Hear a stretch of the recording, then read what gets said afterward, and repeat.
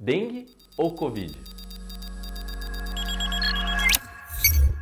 Olá pessoal, tudo bem? Eu sou Gustavo Gambro, médico do Paciente 360, e hoje a gente vai conversar um pouquinho sobre uma dúvida que aparece frequentemente na nossa prática clínica diária: diferenças entre a Covid-19 e a dengue. Para a gente começar a entender um pouco sobre as diferenças entre as doenças, vamos relembrar como elas acontecem, quais são seus agentes etiológicos e suas principais manifestações clínicas. E a gente vai começar pela dengue. A dengue é nossa velha conhecida de há muito tempo e a gente sabe que a dengue é uma doença viral causada por um vírus da família Flavivírus e possui 4 sorotipos bem distribuídos no nosso território nacional. A gente recentemente teve um 5º sorotipo descrito na literatura, mas que não tem importância clínica no nosso país. Então, quando a gente fala de dengue, a gente vai pensar na dengue dengue 1, 2, 3 e 4. E como que a doença acontece? Ela é transmitida pela picada do mosquito Aedes aegypti. Ele inocula as partículas virais e vai acontecer o processo de viremia, gerando então os sintomas iniciais da doença. E quais são esses sintomas? A gente sabe que a variabilidade clínica das manifestações é muito grande. Existem pessoas que vão ter poucas manifestações ou mesmo passar assintomático pela infecção, e existem pessoas que podem evoluir inclusive para as fases mais graves e críticas da dengue, como o choque da dengue. Geralmente, o paciente com dengue, ele se manifesta com uma doença febril. O paciente vai ter febre alta, que vai durar de 2 a 7 dias. E esse paciente vai se manifestar no pronto-socorro com muitas queixas relacionadas a mialgia, artralgia, dor retroorbitária, cefaleia. Ele pode se manifestar também com exantema, alterações de pele, petequias, que podem ocorrer, e sangramentos espontâneos. Como que você vai suspeitar de dengue? Você vai atender um paciente que vai falar assim: doutor, eu estou com febre, estou com uma sensação febril. Então lembrar que a febre não necessariamente precisa ser aferida. Se o paciente referir que está febril ou teve calafrios ou uma sensação de corpo quente, você pode confiar no relato dele. E ele vai falar que ele está com sintomas como cefaleia, dor retroorbitária, artralgia, mialgia, teve náuseas. Perceba que a dengue não costuma apresentar sintomas de vias respiratórias, diferente da Covid-19, que é a sua principal marca. É possível acontecer sintomas respiratórios na dengue? Sim, isso já foi descrito em literatura, mas eles são muito raros. Então, se aparecer um paciente com você com uma febre e sintomas respiratórios, procure outras etiologias. Beleza, e aí o que eu tenho que fazer com um paciente que se apresenta com uma suspeita de dengue? Você vai precisar avaliar se esse paciente precisa ser internado e precisa de intervenções mais imediatas. Então, a sua primeira coisa ao examinar esse paciente, ainda durante a consulta, é procurar por sinais de alarme. E quais são os sinais de alarmes da dengue? Bom, o paciente que está com dor abdominal intensa, o paciente que está com lipotímia ou hipotensão postural, é isso aí, você vai ter que aferir a pressão dele deitado, aguardar 2 minutos e aferir em pé. É importante fazer isso na dengue, porque hipotensão postural é um sinal de alarme. Fique atento para essa dica. Além disso, o paciente que tem vômitos incoercíveis, o paciente que vai se apresentar para você com hepatomegalia, com derrames cavitários, procurar o paciente que tem redução da ausculta pulmonar, percussão submaciça ou maciça, faça um raio-x, se você tiver disponibilidade com incidência em Laurel ou um ultrassom point of care, porque você pode encontrar um derrame pleural ou um derrame pericárdico ou ascite. Então, derrames cavitários são sinais de alarmes na dengue. O paciente também pode se manifestar com sangramentos, em especial graves, então como, por exemplo, hematoquesia, hematêmese, hemoptise. Esses sangramentos têm que chamar a sua atenção num contexto de dengue. Você precisa avaliar também a perfusão desse paciente. Então, se ele tem alteração do estado mental, um tempo de reenchimento capilar prolongado, hipotensão grave, se esse paciente tem oligúria, a pele fria, livedo reticular, qualquer um desses sinais vai configurar já um paciente que provavelmente, no contexto clínico de dengue, está evoluindo para o choque da dengue. E aí, uma vez que você tenha classificado esse doente,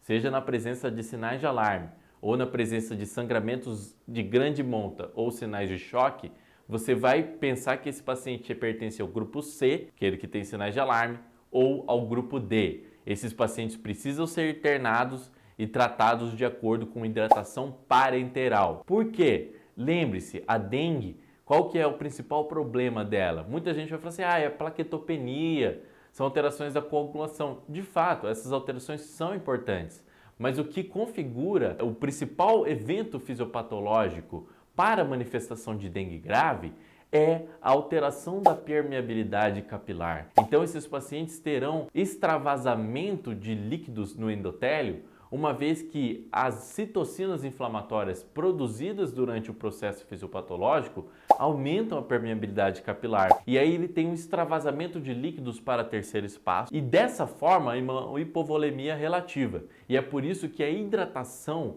é a pedra angular do tratamento da dengue. Seja do grupo A ao grupo D, você vai hidratar esse doente. Muito bem, uma vez que você tem avaliado adequadamente seu paciente e tem excluído que ele pertence ao grupo C ou ao grupo D, você vai avaliar se ele tem condições comórbidas ou algum sinal que leve a pensar que ele possa pertencer ao grupo B, no qual você vai solicitar um hemograma e começar a hidratação via oral no serviço de saúde que você está. Quem pertence ao grupo B? Gestantes, pacientes com comorbidades, por exemplo, doenças cardiovasculares, doenças respiratórias, doenças hepáticas e os pacientes que têm sangramento de mucosas, como por exemplo a gengivorragia ou a epistaxe. Ainda é importante realizar a prova do laço, porque se esse paciente tiver uma prova do laço positiva, ele pertencerá ao grupo B. E aí, o que você vai pedir? Um hemograma. Por que o hemograma é tão importante na dengue? Porque um dos sinais de alarme é o aumento progressivo do hematócrito.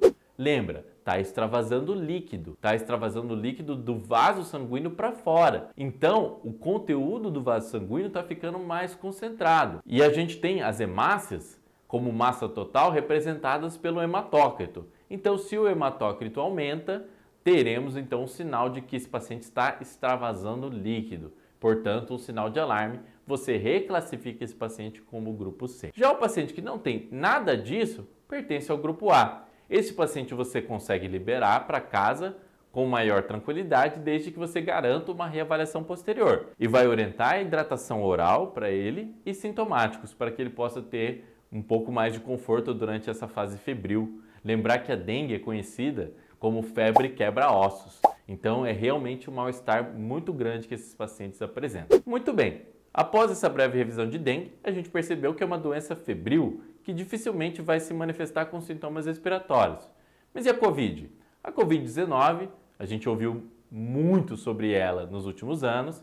Felizmente, a OMS decretou nesse ano o fim da emergência pública de Covid-19, mas a gente ainda apresenta casos. E a gente tem que saber reconhecer esses pacientes. Bom, como que o paciente com Covid-19 pode se apresentar hoje para a gente? Felizmente, graças à vacinação, dificilmente a gente vai encontrar um paciente grave, como aquele lá em 2020 ou 2021, que evoluía para uma síndrome do desconforto respiratório aguda e, inclusive, com manifestações graves de disfunção orgânica, de disfunção de múltiplos órgãos e sistemas e uma síndrome de desconforto respiratório do adulto grave. Essas manifestações são cada vez mais raras hoje em dia. O que a gente pode encontrar é um paciente que vai ter um quadro de vias aéreas superiores. Então ele vai ter uma síndrome gripal, muito provavelmente. Ele vai ter tosse, ele vai ter dor de garganta, odinofagia, pode ter inclusive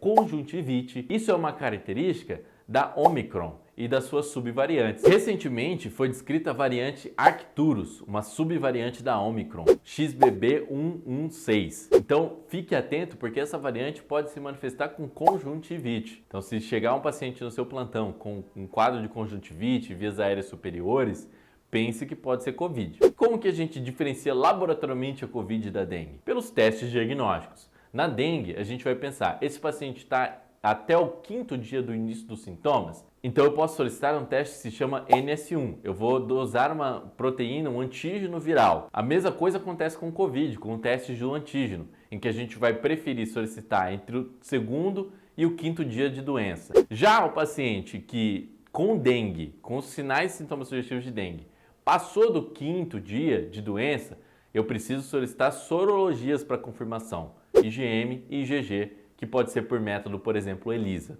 Em relação à Covid, as sorologias elas têm menor acurácia. eu vou preferir o teste molecular, que é o PCR, né? Também entre o segundo e até o terceiro, quarto, eventualmente o quinto dia de doença, eu ainda tenho uma acurácia relativamente boa para fazer o diagnóstico etiológico propriamente dito. Então fique atento, pessoal. O paciente febril, né, com muita dor no corpo, cefaleia, dor retroorbitária, esse paciente provavelmente é um caso suspeito de dengue. Já o paciente que tem um quadro de vias aéreas superiores pode ter febre ou não, né, com tosse, dor de garganta, pode ter cefaleia, pode também ter mialgia, mas caracteriza-se principalmente pelos sintomas de via aérea superior. Esse é um paciente que tem um quadro suspeito de Covid. Agora que você entendeu bem a diferença entre Covid-19 e dengue, eu vou ficando por aqui. Mas se você tiver alguma dúvida, deixa aqui embaixo nos comentários, se inscreve no canal e ativa o sininho para não perder nenhum dos materiais que a gente está preparando e que vai te ajudar muito na sua jornada médica. Além disso, vai lá no site do Paciente 360 e assina a plataforma, porque lá você vai conseguir atender pacientes com Covid-19, com dengue e com muitas outras doenças. Então até mais, pessoal, e até o próximo vídeo.